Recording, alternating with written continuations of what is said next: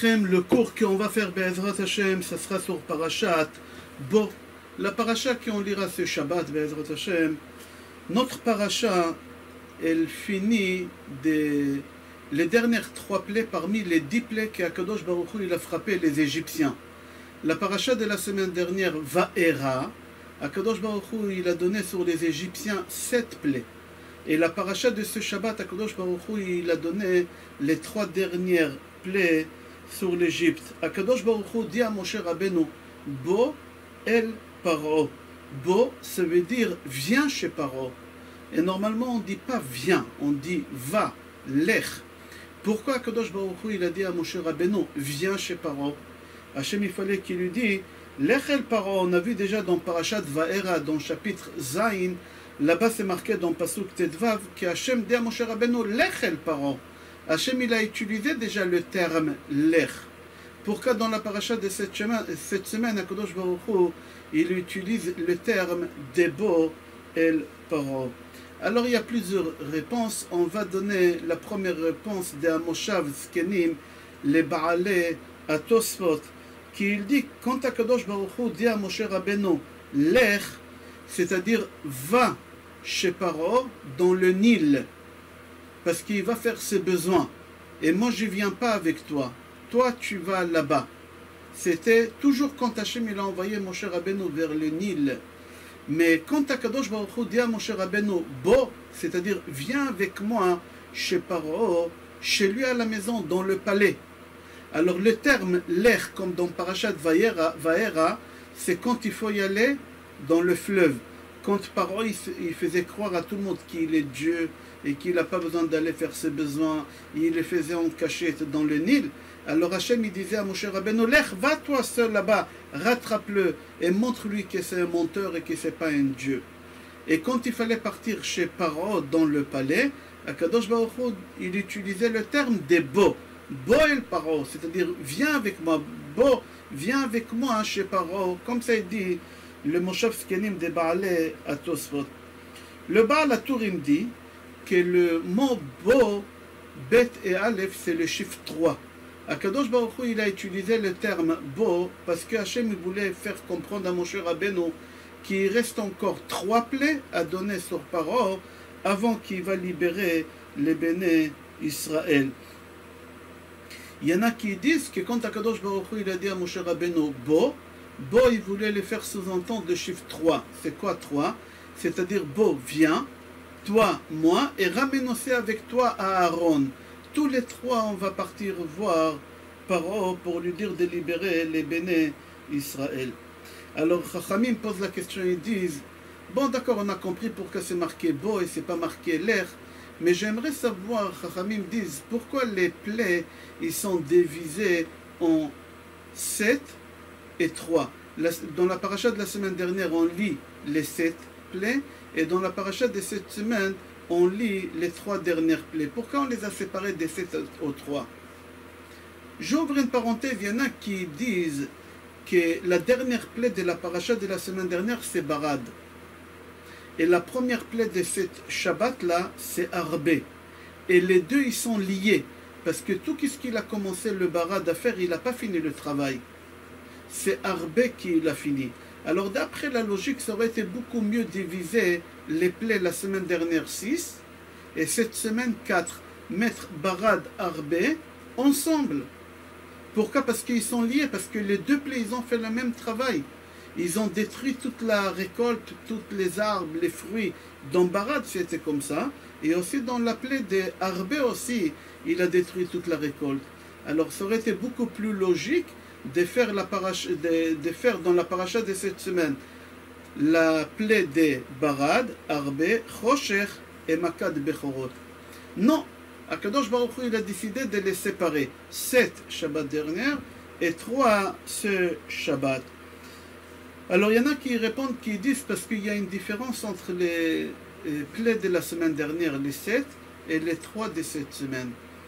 Ils disent, Rachamim, si tu remarques, les 7 plaies de la semaine dernière, chaque plaie, elle a duré 7 jours. 24 jours d'invertissement, que Moshe Rabbeinu il partait voir Paro pendant 24 jours, et 7 jours la plaie, elle venait après. Alors les 7 plaies d'Am, Tzfardea, Akinim, Arov, Shrin, etc., ils ont duré 7 jours. Et les 3 plaies qui restent dans la paracha de cette semaine, le groupe qu'il y a dans la paracha de cette semaine, ils n'ont pas duré 7 jours. Arbe, elle a duré que 6 jours, c'est marqué Vayanach Arbe, comme ça c'est marqué dans la paracha. Que Akadosh Baruch Hu, il a fait arrêter le Arbe le jour de Shabbat. C'est marqué dans la paracha, dans le chapitre Yud, Pasuk Yud Dalet, Vayanach Bechol Gevul Mitzrayim. C'est quoi Vayanach? Reposer. Le Arbe, il s'est reposé. Vayanach Bayom HaShevi'i, c'est marqué concernant le Shabbat, qu'Hachem il s'est reposé le 7e jour.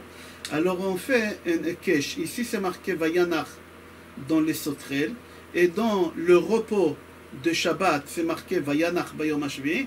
Alors puisqu'ici il s'est reposé, ici aussi il s'est reposé.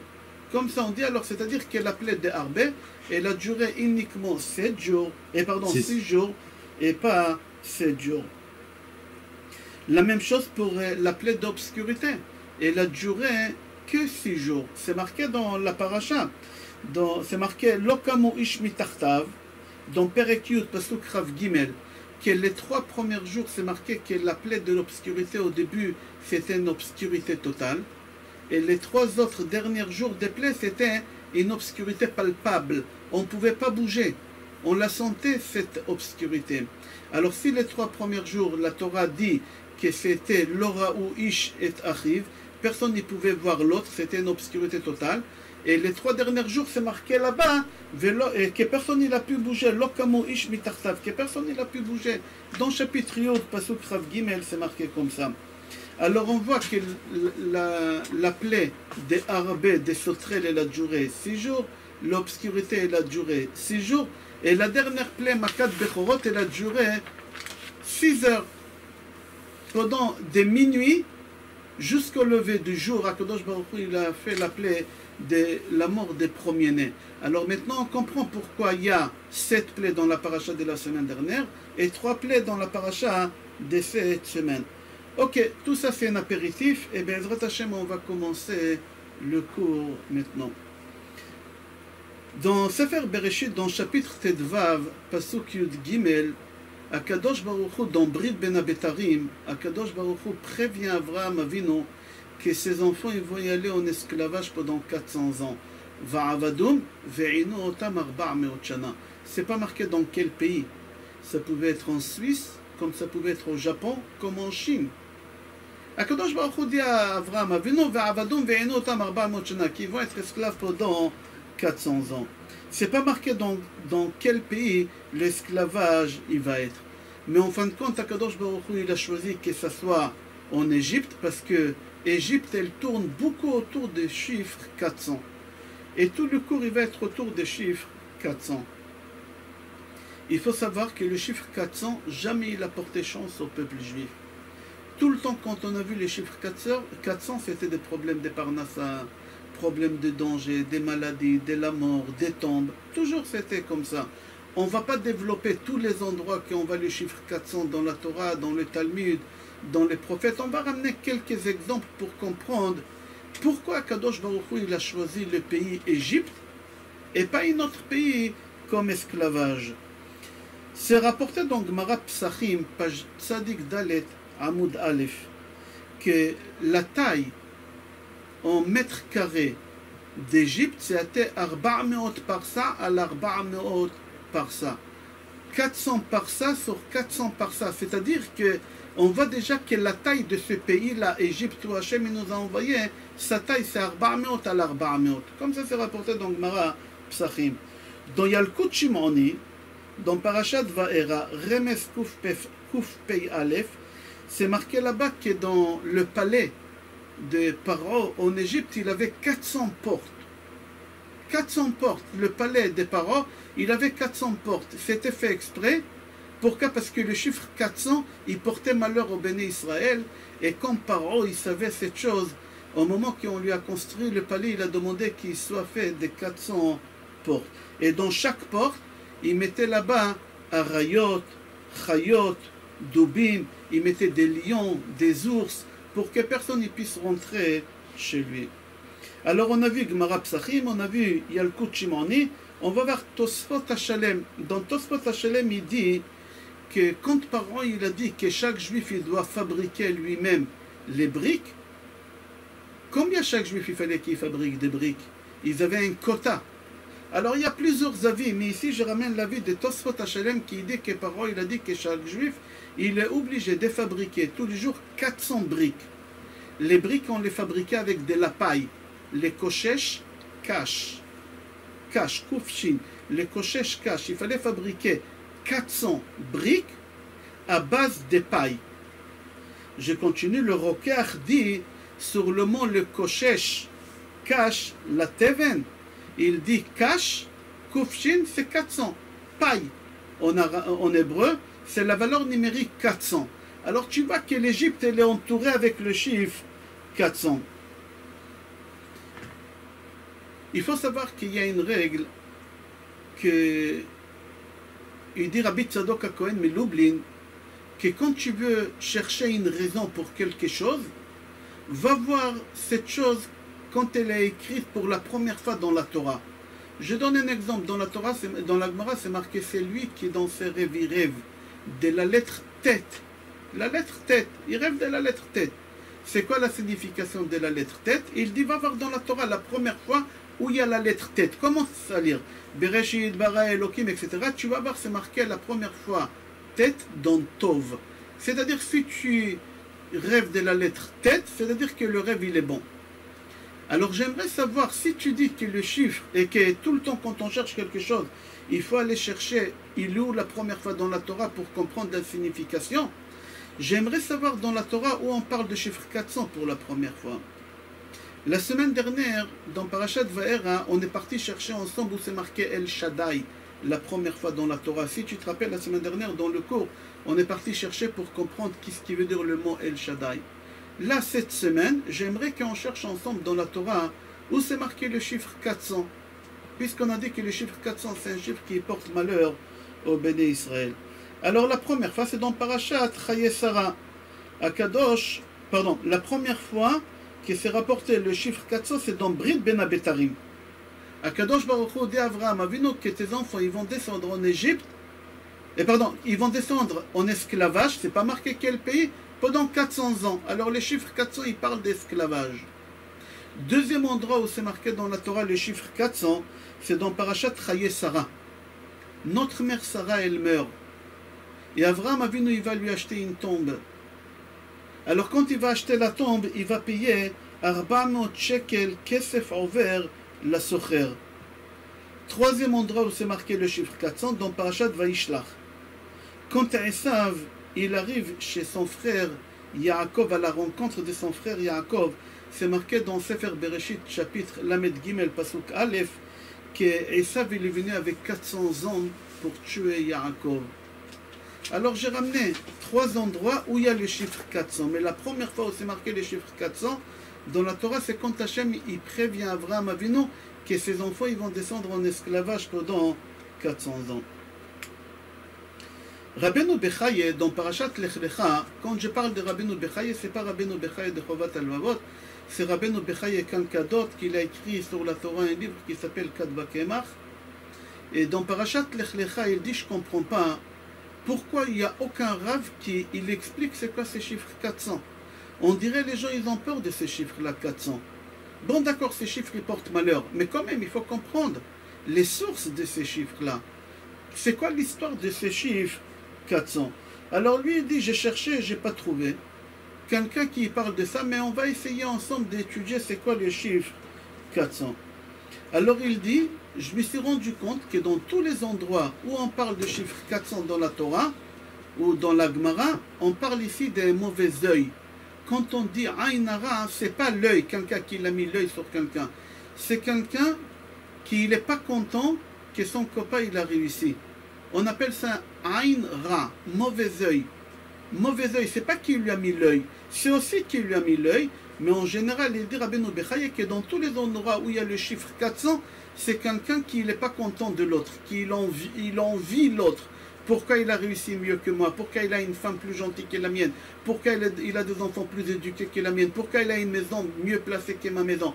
Quelqu'un qui n'est pas content, qui n'est pas heureux que les autres, ils ont réussi mieux que lui. Il dit, il faut que tu saches, la dernière lettre qu'elle conclut toutes les lettres alphabétiques. En hébreu, on dit Mekala. Mekala et kol haotiyot. Celle qu'elle conclut, mais en hébreu, Mekala, ça veut dire conclure et éliminer. C'est la lettre Taf. Il dit comme la lettre Taf, elle élimine toutes les autres lettres parce que c'est la dernière lettre, il faut que tu saches que le chiffre 400, il élimine les personnes. C'est-à-dire que le chiffre 400, c'est un mauvais chiffre. Comme ça, il dit Rabbeinu Bechaye. Alors il dit encore Rabbeinu Bechaye comme ça, il faut que tu saches, si les enfants d'Abraham Avinu, ils ont descendu en Égypte en esclavage pour 400 ans, il faut que tu saches pourquoi. Parce que le chiffre 400, ça veut dire quelque chose. Aïn, Ra. Pas Aïn, Hara. Aïn, Aïn, Yud, Nun Sofit, Resh, Aïn. Si tu fais la valeur numérique de Aïn, Ra, c'est 400. C'est-à-dire que le Satan, il était jaloux d'Abraham Avinu, qu'il a réussi à combattre les Yetzer Hara partout. Alors le Satan, il lui a mis l'œil en Abraham et en ses enfants. Et à cause de l'œil que le Satan il a mis en Abraham Avinu, on est descendu en Égypte, parce que Aïn Ra c'est 400, le Satan il a mis le chiffre 400 sur Abraham et sur ses enfants, alors c'est pour ça on est descendu dans un pays que c'est le chiffre 400, que tout le chiffre 400 il est entouré autour de ce pays-là. Et c'est pour ça Abraham Avinu aussi il achète une tombe. De Ephron Achiti il achète une tombe 400. Pourquoi? Parce que comment tu écris Ephron? Aïn, Pei, Resh, Nun. Si tu fais la valeur numérique de Aïn, Pei, Resh, Nun, c'est sans le Vav dans la Torah. Alors ça fait le chiffre 400. Alors Abraham Avinu il prend 400, il donne à Ephron que sa valeur numérique de son nom aussi, c'est 400, que c'est la valeur de Aïn Ra. Pourquoi c'est la valeur de Aïn Ra? Parce que Ephron lui-même il avait un mauvais œil. Il a dit à Abraham Avinu, Beni ou Ben Chamaï, gratuit. Mais quand ils étaient seuls, c'était pas possible pour lui de donner gratuit. Il a soutiré Abraham Avinu 400 shekel kesef over la socher. C'était pas n'importe quelle petite somme, c'était une somme énorme. Et ça aussi, dans la Torah, on voit qu'il n'était pas content de la réussite de son frère Yaakov. Quand Esav vient à la rencontre de Yaakov, il était jaloux. Combien de soldats il ramène avec lui? C'est marqué vers 400 ish, qu'il a 400 soldats avec lui, comme ça c'est marqué dans Sefer Bereshit, chapitre Lamed Bet. Comme ça c'est marqué là-bas. Mis à part ça, comme Yaakov il savait que Esav, il aime voir les choses en grand parce qu'il veut avaler le monde, alors quand il a donné le cadeau à Esav, qu'est-ce qu'il a fait? Verevarsam ben eder le eder. Il a fait une grande séparation entre les animaux pour qu'à l'œil, Esav il voit qu'il y en a beaucoup. En réalité, il n'avait pas autant. Mais comme il y a l'espace, alors lui, il a cru qu'il y a beaucoup. Pourquoi? Parce que Esav, il travaille avec l'œil, tout le temps avec l'œil, le mauvais œil, envieux. Il a les yeux plus grands que son ventre. Il veut manger le monde entier. Comme ça, c'est marqué. Le Kli Yakar, dans Parashat Chayei Sarah, il dit exactement tout ce qu'on a dit jusqu'à maintenant, mais il rajoute sur ça encore deux choses. Le Kli Yakar, il dit que les frères de Yosef aussi, ils étaient jaloux de Yosef, de la réussite de Yosef, qui va devenir roi, qu'un jour il faudra qu'ils se prosternent devant lui, et que même leur père il va se prosterner devant lui. Ils avaient la mauvaise œil pour lui, ils n'étaient pas contents de la réussite. Et mis à part qu'ils n'étaient pas contents que leur père il a donné à Yosef Koutonet Passim, il lui a donné la tunique en plus que. Alors à cause de la mauvaise œil qu'ils avaient contre Yosef, ils ont descendu en esclavage en Égypte, qui est le chiffre 400. Ils entourent l'Égypte, ils ont resté 400 ans en Égypte, les frères de Yosef, les Shvatim. Et encore, il ramène Kli Yakar, et il dit Naval Karmeli. On n'a pas le temps maintenant d'expliquer c'est quoi l'histoire de Naval Karmeli, mais regarde dans le Navi, c'est marqué que quand David Amelech il s'est sauvé, il s'est caché dans la forêt, les fêtes ils sont arrivées. Il fallait qu'il ait à manger lui et ses soldats. Et comme il n'avait pas à manger, alors il a envoyé des soldats chez Naval Karmeli qui étaient riches pour qu'il leur donne à manger. Et il n'a pas voulu leur donner à manger. Il était radin. sa femme elle s'appelait Avigail, etc. Il était radin, il n'a pas voulu. À la fin, David Amelech s'est marié avec sa femme. Mais en fin de compte, il n'a pas voulu donner Naval à Carmeli. Qu'est-ce qu'il a fait David Amelech? Il est parti tuer Naval à Carmeli avec 400 soldats. Pourquoi 400 soldats? Parce que le chiffre 400, toujours il est entouré autour de quelqu'un qui est radin, qui a un mauvais œil, qui n'est pas content de ta réussite. Jusqu'ici, le clé Yakar. Ok, la question qu'elle se pose, pourquoi en Égypte? Bon, d'accord, le chiffre 400, il est entouré Égypte.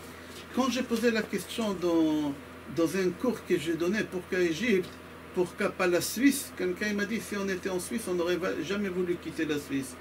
Et jamais on aurait suivi mon cher Rabbeinu en Eretz Israël.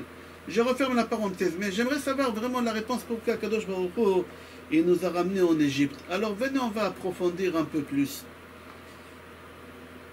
Il faut savoir qu'à l'époque, quand il y a un enfant qui venait au monde, le père il lui donnait le nom, et il lui construisait une ville à son nom. Par exemple, Hamor, il avait un fils qui s'appelait Shrem, son père il lui a construit une ville qui s'appelle Shrem. Jusqu'à aujourd'hui, cette ville, elle s'appelle Shrem au nom de fils de Hamor. Alors maintenant, Mitzrayim, c'est un pays. Mais quelqu'un, il a construit ça pour son fils. Mitzrayim, c'était le fils de qui? Il faut savoir que Mitzrayim, c'était le fils de Ham. Ham, c'était le fils de Noach. Noach, il avait 3 enfants, Shem, Ham et Yafet. Ham, il avait des enfants. C'est marqué dans Sefer Bereshit, chapitre Yud, Pasuk Vav, ou Bnei Ham, les enfants de Ham, Cush, Mitzrayim, Put et Kenaan. Et Mitzrayim, c'est le fils de Ham. Qu'est-ce qu'il a fait Ham, le fils de Noach? Venez, on va raconter l'histoire, c'est dans Sefer Bereshit, chapitre Tet, depuis Pasuk Chav jusqu'à Pasuk Chafé, il raconte une histoire. Que quoi? Que quand Noach il est sorti de la Teva, il a bu du vin. Il s'est saoulé, il était nu dans sa tente. Et Ham, il rentre dans la tente, il voit son père sous. Qu'est-ce qu'il fait? Tout de suite, il prend un couteau, il rend son père stérile. Et après qu'il a fait cette chose, il sort à l'extérieur et il appelle ses 2 autres frères. Leur dire, venez voir papa, il est nu. Ham, il est parti chercher Shem et Yefet. Il leur a dit, venez voir papa, il est nu dans la grotte. Il y en a qui disent non, que c'est le fils de Ham qui l'a vu, Kenan, il l'a vu, il a raconté à son père. Et son père, il est parti appeler ses 2 frères. Comme ça, il y en a qui disent, il a rendu son père stérile. Ari Akadosh, il dit, pourquoi il s'appelait Ham? Pourquoi il s'appelait Ham? Qu'est-ce que ça veut dire le mot Ham en araméen? Ham en araméen, ça veut dire voir. Chami, quand on fait l'annulation des Hametz, on dit de Chamité ou de la Chamité, de Béarté ou de la Béarté, que je l'ai vu ou que je ne l'ai pas vu. Ham en singulier, c'est il a vu. Chamité, qu'on l'a vu, en pluriel. Alors, Ari Akadosh, il dit, pourquoi on l'a appelé Ham? Parce qu'il a vu la nudité de son père. Et c'est pour ça qu'on lui a donné ce nom-là. Et maintenant, qu'est-ce qu'il a fait quand il a vu son père? Il a rendu son père stérile. Et alors, qu'est-ce qui se passe ici? Pourquoi on est descendu en Égypte? Pourquoi on est descendu en Égypte? C'est quoi l'histoire d'Égypte, le chiffre 400 avec Ham? Alors, pour comprendre ça, il faut comprendre pourquoi Ham il a rendu son père stérile. Parce que Ham il a réfléchi, il a dit, attends, Adam Arishon, il avait 2 enfants dans le monde, Caïn et Evel. Caïn, il a tué Evel parce qu'il n'a pas voulu partager le monde 50-50. Il a dit, moi je prends le monde seul, je tue mon frère et j'hérite le monde seul. Ham, il a dit, nous on est déjà 3 frères. Il y a encore Shem et Yefet. Mon père, il veut avoir encore un 4e enfant, c'est-à-dire qu'on va diviser le monde en 4. Déjà pour 2, il n'y a pas assez de place. Alors il faut mieux que je rende mon père stérile pour qu'il ne me fasse pas un 4e frère. Il faudra diviser ma part encore. Je ne vais pas diviser ma part encore. C'est-à-dire, qu'est-ce qu'on voit chez Ham dans ses gènes? Il avait cette mauvaise œil. Il ne veut pas donner aux autres. Il n'a pas voulu partager. Il n'a pas voulu que l'autre il va être heureux. Qu'est-ce qu'il a fait? Il a dit, je préfère rendre mon père stérile et ne pas partager avec les autres. Et Ham, il avait ça dans les gènes. Et il a donné ces gènes-là, il les a transmis chez son fils Mitzrayim. C'est-à-dire que les habitants des pays de Mitzrayim, ils avaient dans leur gène mauvais œil. Aïn Ra. Et Aïn Ra, en valeur numérique, c'est 400. C'est 400. Alors Akadosh Baruch Hu, il a dit au Béné Israël, vous avez une mauvaise œil pour votre frère Yosef, Moi, je vous prends tous les frères de Yosef et je vous fais descendre dans un pays où aussi les habitants, ils ont un mauvais œil. Et là-bas, vous allez réparer, vous allez faire le tikkun de chiffre 400. Vous allez faire le tikkun de Aïn Ra. C'est-à-dire la question quelle était pourquoi Hachem nous a fait descendre en Égypte, pourquoi pas en Suisse, pourquoi pas au Japon, pourquoi pas dans une autre pays. Parce que l'Égypte lui-même, il a reçu dans ses gènes par son père Ham, Aïn Ra. Le chiffre 400. Et c'est ça qu'est-ce qu'ils avaient les Shvatim par rapport à leur frère Yosef. Alors Akadosh Baruch Hu, il les a envoyés là-bas pour faire tikkun de Aïn Ra. On avance, j'ai trouvé dans Ben Ishraï, il a écrit un livre sur la Haggadah de Pesach qui s'appelle Otzrot Chaim. Le Ben Ishraï s'appelait Rabbi Yosef Chaim, Zecher Tzadik Vekadosh Livracha. Il dit, comme on a expliqué jusqu'à maintenant, et comme on sait que les Égyptiens, ils étaient méchants, ils étaient mauvais, ils avaient un mauvais œil pour la réussite des autres. Et les Béné Israël, qui étaient esclaves chez eux, et comme les Égyptiens, ils avaient un mauvais œil, ils n'avaient pas cet œil pour faire du bien à l'autre. Alors maintenant, comme les Béné Israël, ils étaient esclaves en Égypte, les Égyptiens, ils étaient obligés de nous nourrir. Alors pour qu'on ne devienne pas trop cher, qu'on ne revient pas trop cher aux Égyptiens, les Égyptiens, ils nous ont donné à manger pendant 210 ans d'esclavage la matzah. Quand on mange la matzah à Pesach, c'est un souvenir que c'est pas azim diachlo avatana be'ara de Mitzrayim. C'est le pain azim que nos ancêtres ont mangé en Égypte. Pourquoi on a mangé de la matzah? Parce que les Égyptiens, ils avaient une mauvaise œil sur nous. Ils n'étaient pas abondants. La matzah, tu as du mal à la digérer. Quand tu manges une matzah, tu te sens mal. Tu n'as pas envie de manger. Ça te coupe l'appétit, ça te fait mal au ventre, tu as des coliques, etc. Et pendant 210 ans, les Égyptiens ils nous ont donné à manger la matzah. Pourquoi? Parce qu'ils ne voulaient pas qu'on mange beaucoup. Parce que s'ils nous auraient donné du pain normal à manger, qui gonfle avec la levure, etc., on avait une bonne digestion et on aurait mangé encore et encore. Et comme eux, ils n'ont pas voulu nous donner et encore, ils étaient mauvais œil. Alors ils ont fait en sorte qu'on soit constipé pendant 210 ans, qu'on aura des coliques pendant 210 ans.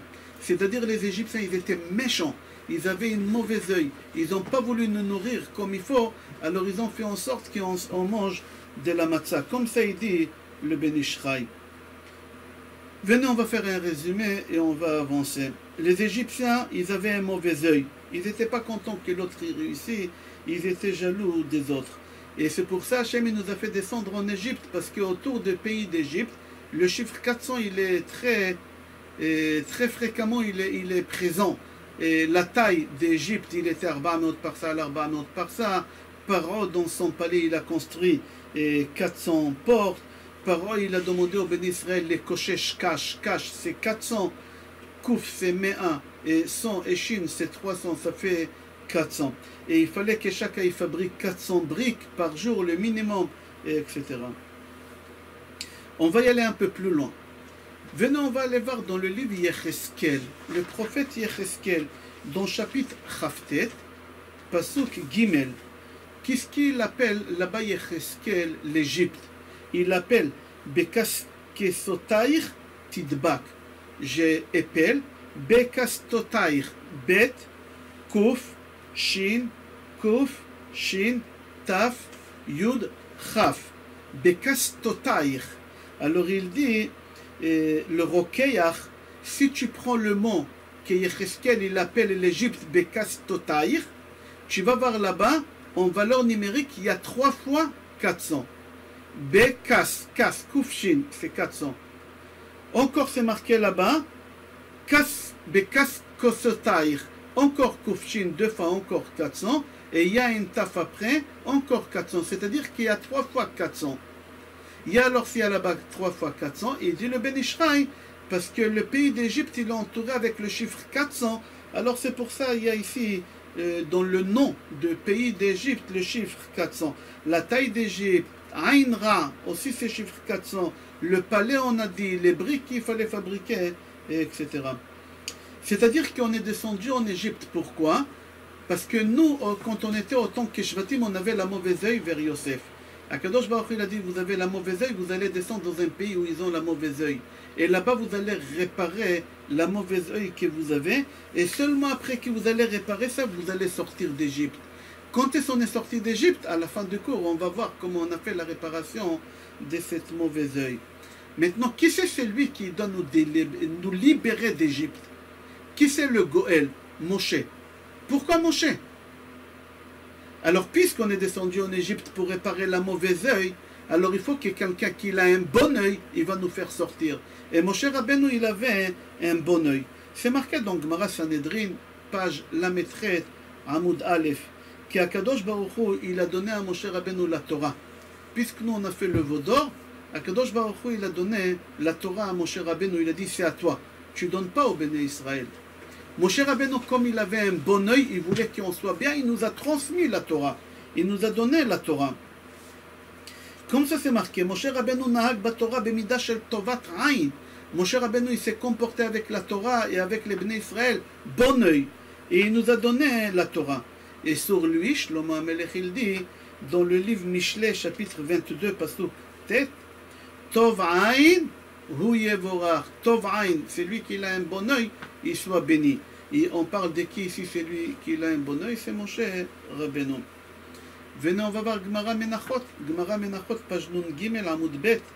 Je lis et on va interpréter. Yavo Tov, Vikabel Tov. Mitov la Tovim.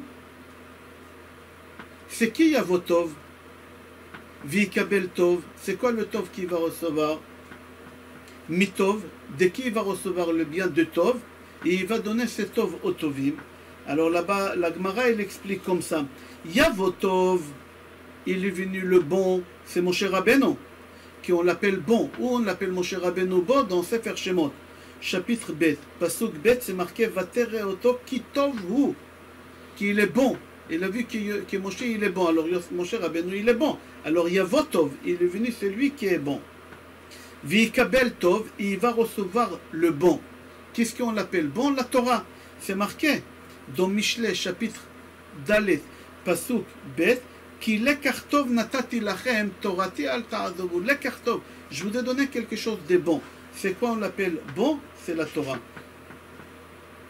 Il va recevoir la Torah de qui? Mitov. Qui c'est Mitov? De qui Moshe Rabbeinu il a reçu la Torah? De Hachem. Où on a vu qu'Hachem on l'appelle Tov? C'est marqué dans Tehillim, Kuf Memhei 145. Pasuk Yud. Tov Adonai Lakol. Il a donné la Torah à Tovim. Qui c'est les Tovim? C'est les Béné Israël.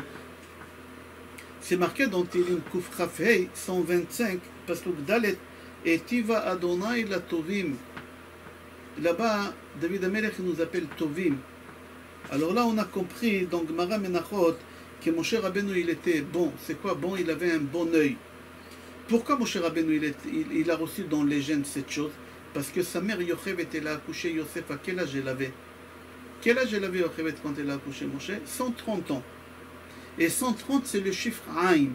Aïn, Yud, Nun, Sofit. C'est le chiffre 30. C'est-à-dire quand Yochevet, elle a accouché Yosef à 130 ans, il lui a donné tout le bon œil qu'elle avait elle, et il a donné à Yosef, à Tzadi. À Moshe Rabbeinu. À Moshe Rabbeinu, Chazak, merci. C'est rapporté dans Midrash Tanchuma, Parashat Chukat. C'est rapporté comme ça. Rabbi Acha au nom de Rabbi Yossi Bar Chanina dit, au moment que Moshe Rabbeinu il est monté au ciel, il a entendu Akadosh Baruch Hu en train d'étudier une paracha, qu'on l'appelle la paracha des Para Aduma. Et Akadosh Baruch Hu il a cité une halacha au nom de Rabbi Eliezer ben Urkenos. Moshe Rabbeinu dit à Akadosh Baruch Hu, je ne comprends pas pourquoi tu dois citer une halacha d'un être humain, la Torah elle t'appartient. Akadosh Baruch Hu lui dit, tu ne peux pas savoir c'était qui Rabbi Eliezer ben Urkenos. Et Hachem il raconte à Moshe Rabbeinu qui c'est Rabbi Eliezer ben Urkenos, qu'il a dit c'est quoi un veau et c'est quoi une vache. Un veau ben shana, egel ben shnato, vepara bat shnataim. Il lui a dit là-bas quelque chose que Moshe Rabbeinu il était impressionné au nom de Rabbi Eliezer ben Urkenos. Alors Moshe Rabbeinu il dit à Kadosh Baruch Hu, Hachem fait en sorte que cette personne Rabbi Eliezer ben Urkenos il soit de mes descendants. Je veux que ce soit un fils. Akadosh Baruch Hu il a dit, tu as demandé, je te donne. Comment on appelle le fils de Moshe Rabbeinu? Gershom, comme ça c'est marqué. Dertiv Veshem Echad, pardon, pas Gershom, Eliezer, le deuxième fils il s'appelait Eliezer. Comme c'est marqué Veshem Echad Eliezer, dans Sefer Shemot, parachat, dans chapitre Yutret 18, Pasuk Dalet, c'est marqué Veshem Echad Eliezer. C'est-à-dire, le fils de Moshe, c'est qui? C'est la Neshama de Rabbi Eliezer ben Urkenus. Akadosh Baruch Hu, il lui a donné cet enfant-là. Pourquoi pour Moshe Rabbeinu c'était important d'avoir un descendant de Rabbi Eliezer? Pourquoi? Qu'il soit des descendants. Viens voir pourquoi. Parce que Moshe Rabbeinu, il est bon oeil. Et Rabbi Eliezer ben Urkenus aussi, il avait un bon oeil. C'est marqué dans Mishnah, Avot, Perek Bet, Mishnah Chet. Chamisha Talmidim ayou lo le Rabban Yochanan ben Zakkai. Rabban Yochanan ben Zakkai, il avait 5 élèves. Et là-bas, la Mishnah, elle cite qui c'est les 5 élèves. Rabbi Eliezer ben Urkenus, Rabbi Yosha ben Hanania, Rabbi Yosef à Cohen, Rabbi Shimon ben Netanel et Rabbi Elazar ben Arach. Et Rabbi Elazar ben Urkenus, Borsot Sheno Me'abetipa. Et dans la Mishnah d'après, la Mishnah là-bas, elle dit chacun le caractère qu'il a dans les gènes. Et Rabbi Elazar ben Urkenus, c'est quoi ce caractère dans ses gènes? Là-bas, la Mishnah, elle dit Aïn Tova, un bon oeil. Alors, puisque Moshe Rabbeinu, c'est un bon oeil, et Moshe Rabbeinu, il a entendu d'Hachem que Rabbi Eliezer ben Urkenus, c'est un bon oeil, alors il dit c'est quelqu'un de mes gènes. Alors Hachem fait en sorte qu'il va sortir de mes gènes à moi. C'est-à-dire qu'on est descendu en Égypte à cause de mauvais œil. La mauvaise œil qu'on avait, et on a été libéré par quelqu'un qui avait un bon œil. Et on est sorti d'Égypte quand au moment qu'on a réparé cette mauvaise œil et qu'on a eu un bon œil pour les autres. On va voir tout à l'heure. On va continuer. Il faut savoir que les frères de Yosef, ils avaient un mauvais œil. Mais Yosef lui-même, il avait toujours un bon œil. Toujours il avait un bon œil. D'où tu vas dans la bracha que Yaakov bénit Yosef et ses enfants. Yaakov il bénit Yosef dans Sefer Bereshit, chapitre même tête, pasuk Chavbet, c'est marqué là-bas Ben Porat Yosef, Ben Porat Ale'ain, Bnot Saada Aleshor. Et après, Bnot Saada, Ben Porat Yosef, Ben Porat Ale'ain. C'est quoi Ale'ain? Un bon œil. Et après, chez les enfants de Yosef aussi, Vidgou la rov bekerev haaretz. Yaakov il bénit ses petits-enfants aussi qui avaient un bon œil. Venez, on va voir Gemara Baba Metzia, chapitre Peidalet. Une histoire sur Rabbi Yochanan, qui il était très beau. Rabbi Yochanan, qui était très beau, Rabbi Yochanan, il était très beau. Et puisqu'il était très beau, qu'est-ce qu'il faisait Rabbi Yochanan? Il s'asseyait devant le mikvé des femmes. Les femmes, quand ils partaient au mikvé le soir pour se tromper, ils s'asseyaient devant. Et quand Chachamim ils lui ont posé la question, pourquoi tu fais cette chose? Il leur a dit, comme ça, les femmes, quand ils me voient, ils gardent ma beauté dans leur tête. Et comme ça, quand ils vont tomber enceintes, ils vont avoir un enfant aussi beau que moi. Ils lui ont posé la question, ils lui ont dit, tu n'as pas peur de l'œil? Toutes les femmes, ils te voient, ils disent, qu'il est beau, tu n'as pas peur de l'œil. Il leur a dit, non, Anna Mizara Yosef Tzadika de la Shaltabe et Nabisha, j'ai un bon œil. Quelqu'un qui a un bon œil, alors il ne peut pas avoir la mauvaise œil contre lui. Comme ça, c'est marqué. Le Maharam Shif, dans Parashat Shemini, là-bas, c'est marqué tous les animaux qui sont cachers, qui ne sont pas cachers.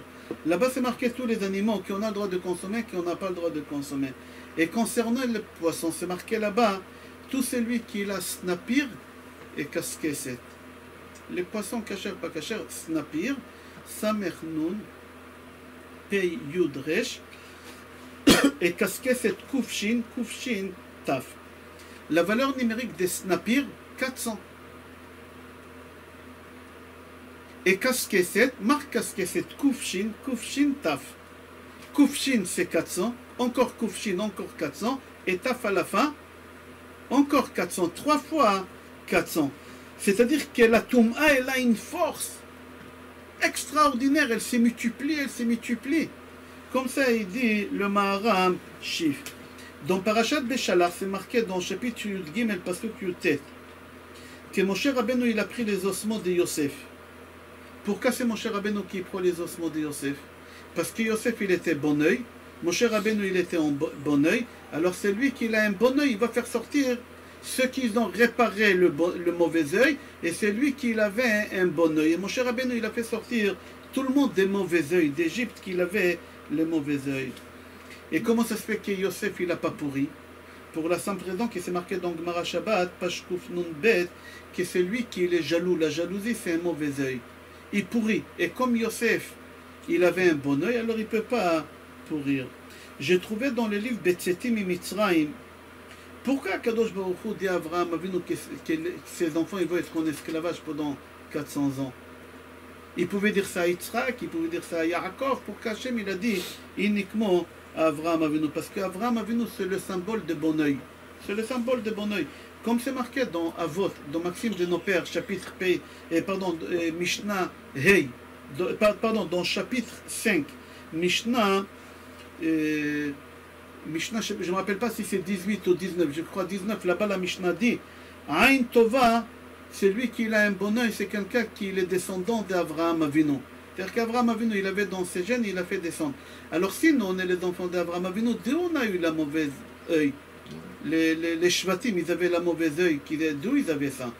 Alors, j'ai trouvé la réponse que celle qu'elle nous a, de Rav Baruch Rosenblum, Shlita, c'est lui qui nous a transmis la mauvaise œil, c'est Sarah Imenu. Sarah Imenu, dans plusieurs endroits, on voit qu'elle avait un mauvais œil. Le premier endroit, c'est quand Hagar, elle tombe enceinte. La première fois, c'est pas Ishmaël qui est venu au monde, Ishmaël c'est le deuxième. Et elle était enceinte et Sarah, elle était jalouse, elle a regardé le ventre et le bébé, il est mort, il est tombé. Et elle a fait une fausse couche. Deuxième fois, on voit que Sarah, elle a fait un mauvais œil. Et avant ça, pardon, il y a une fois avant ça, quand les Malachim ils viennent chez Avraham Avinu pour annoncer qu'elle va tomber enceinte, etc., Avraham Avinu dit à Sarah, Marie Chrysolet Lushi va Ogot. C'est quoi Solet? C'est la meilleure farine.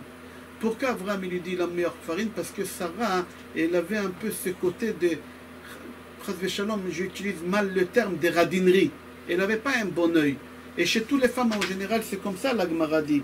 Nashim, Ennehem Tsarot, Beorchim.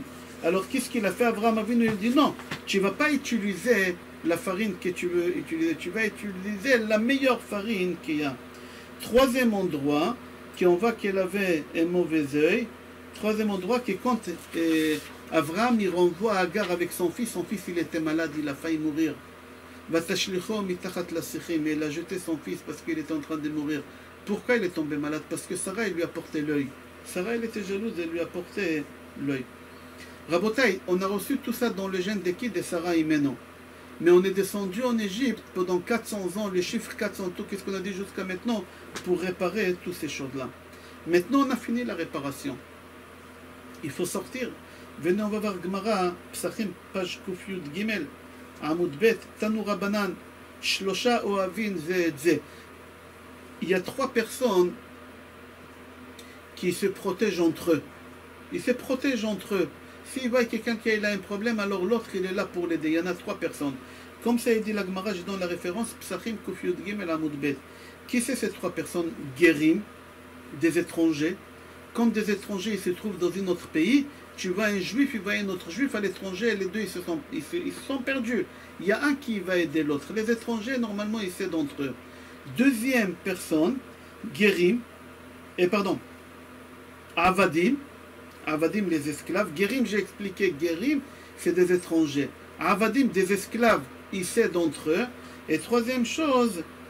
Et troisième chose, pardon. Frère. Il y a des frères, une famille. Orvim. Orvim, c'est les corbeaux. Les corbeaux, ils s'aident entre eux. Quand il y a un corbeau, il voit que l'autre il est en danger, il est là pour l'aider. Akadosh Baruch Hu, il a dit, je vais vous faire descendre dans un pays d'Égypte qui a le chiffre 400, la mauvaise œil. Et là-bas, vous allez devenir esclaves, que vous allez faire le tikkun pour vous protéger un vers l'autre. Et en même temps, je vais vous faire là-bas des étrangers. Et là-bas, vous allez travailler sur ça pendant les 210 ans. Et quand vous allez finir, vous allez sortir. Comment c'est marqué quand on était devant le mont Sinaï? Comment c'est marqué quand on était devant le mont Sinaï? C'est marqué là-bas que Ish Echad Belev Echad. On était unis tellement qu'Akadosh Baruch Hu nous a considérés comme un seul homme. Comme un seul homme. Tellement on a fait la réparation d'être bien avec l'autre. Il dit le Sifte Kohen dans Parashat Shemot. Il ramène un midrash. Il dit quand on était en Égypte, chaque personne il fallait qu'il fabrique 400 briques. Et c'est lui qui n'arrivait pas à fabriquer les 400 briques, on prenait ses enfants, on les mettait à la place, on tuait. Maintenant, si un juif il finissait de fabriquer les 400 briques tôt, il ne rentrait pas chez lui à la maison. Il partait aider l'autre pour protéger, c'est-à-dire l'union, il a commencé comme ça, c'est marqué dans le Midrash. Et c'est pour ça qu'Orban Pessah, l'obligation de pouvoir le consommer, c'est que par famille, que par groupe. Pourquoi? Pour montrer qu'on a fini les tikkun des mauvais œils qu'on avait, que chacun y pensait qu'à lui, l'égoïsme, etc. Alors en Égypte, on a fait ces tikkun-là, et en Égypte, on s'aidait, on était des étrangers, et on était des étrangers, et on était esclaves, et on a travaillé sur ça. Et c'est pour cela, si tu ouvres Shulchan Aruch, la première halakha de Pessah, c'est quoi? La première halakha, ouvre Shulchan Aruch, le Rama là-bas, il dit quoi? Que c'est mitzvah d'aider les pauvres qui puissent avoir tous leurs besoins pour Pessah. Pourquoi? C'est pour te dire, c'est ça le tikkun de Pessah. Alors, Bezrat Hashem, qu'Akadosh Baruch Hu, il va nous donner le mérite de pouvoir faire le tikkun de Aïn Hara, Bezrat Hashem.